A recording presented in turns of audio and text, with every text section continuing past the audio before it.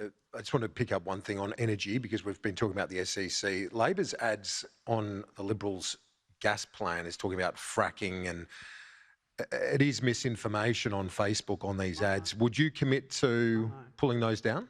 No, it's not misinformation at all.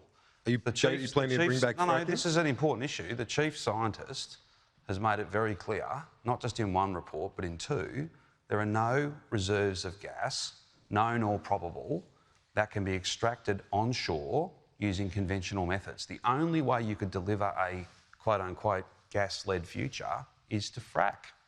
That's just a fact. That is a fact. No less authority than the chief scientist, who is actually a scientist. So, we've got a shadow minister who's perhaps not a scientist.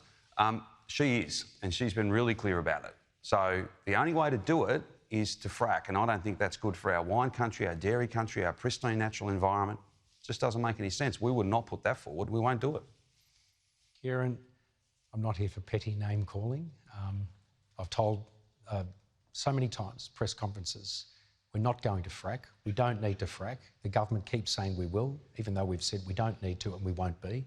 The government's own reports say there's 830 petajoules of gas which exist without having to frack.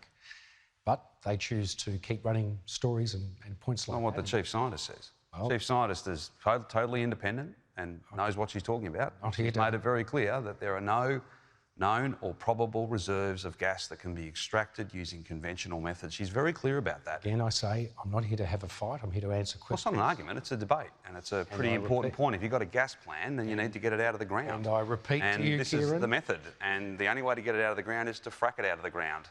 And I don't think that's no, good. no fracking.